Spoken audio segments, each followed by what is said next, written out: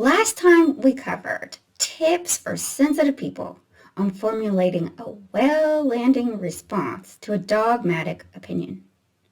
Once we have a map of what we want to say, how do we manage our nerves while delivering so that we come across as a functional human being who is worth listening to?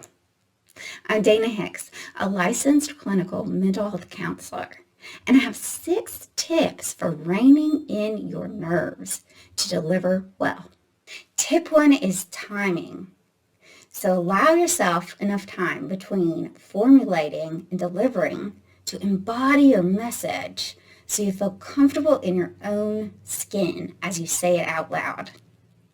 Also, when scheduling the conversation, think about the times in your day that your natural energy is most productive and only offer those times for meeting. Tip 2 is place.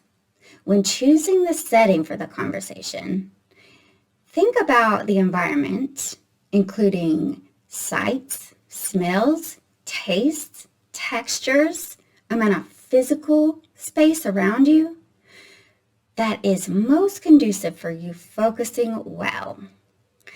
Practice in this space as much as possible before you have the conversation. Tip 3 is props.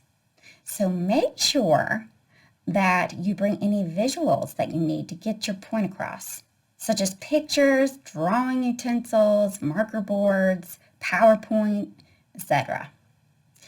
Also, make sure you're hydrated before and during your conversation so that your mouth doesn't get dry and that becomes distracting. So have a bottle of water handy. Also, have your notes written out of exactly what you want to say so that if you forget where you are, they're right there to save you. Also, you can even check each one off as you go, just to make sure you covered everything. Tip 4 is prep.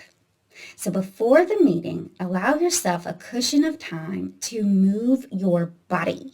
That means walking, dancing to your favorite music, doing some powerful yoga poses, or pushing on a sturdy wall just as hard as you can. This gives your excess nerves somewhere to go other than on the inside.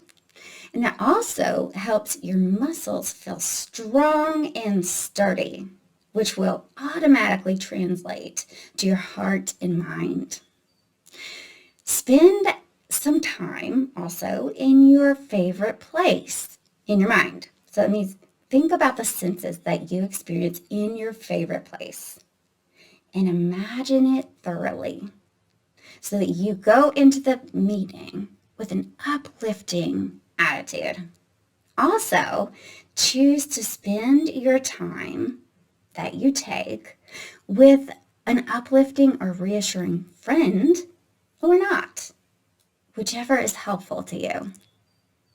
So while you're moving or right after, think about the senses that you experience in your favorite place ever and stay there in your mind as long as you are able.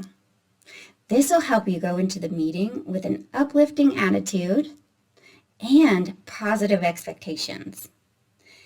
Also, this cushion of time that you've provided for yourself can be spent alone or with a reassuring and encouraging friend, whichever works best for you.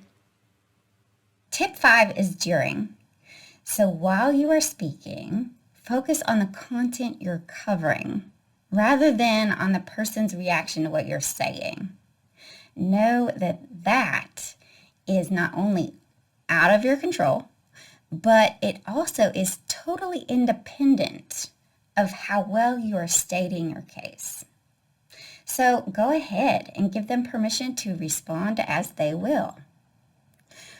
Also, know that you are doing the best you know how to do to come to an understanding with this person, and that is all anyone can ask of you. The rest is up to them. Tip 6 is right after the meeting.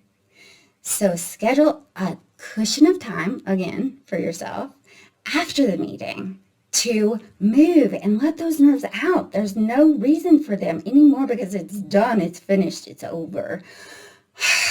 You can breathe easy. Also, if you are stuck on something that you're still unsure about or you feel like went wrong in the meeting somehow, symbolize that into something tangible. So put all that yucky energy into something that's tangible outside of yourself. And then give it an exit strategy, which means it's leaving you. So you could let it up in a balloon. You could throw it in a body of water and watch it float on away from you. You could burn it and have like a ceremony as it's burning. You can get really creative with that. Just let it go somehow. Also, make sure you make a success list, listing only the things that you're proud of and that went well and that you're grateful for that happened in the meeting.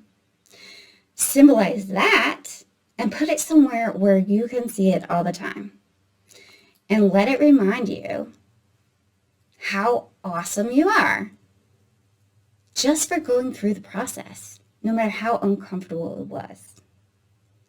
And then schedule a party for yourself, maybe invite some friends, and do something you really enjoy to celebrate that is behind you. To wrap up, sharing your truth with someone who might not share the same view can be a nervy endeavor. But the tips in this video can do wonders for speaking your truth calmly and smoothly moving on, no matter the response. Feel free to like, comment, and subscribe below with no strings attached.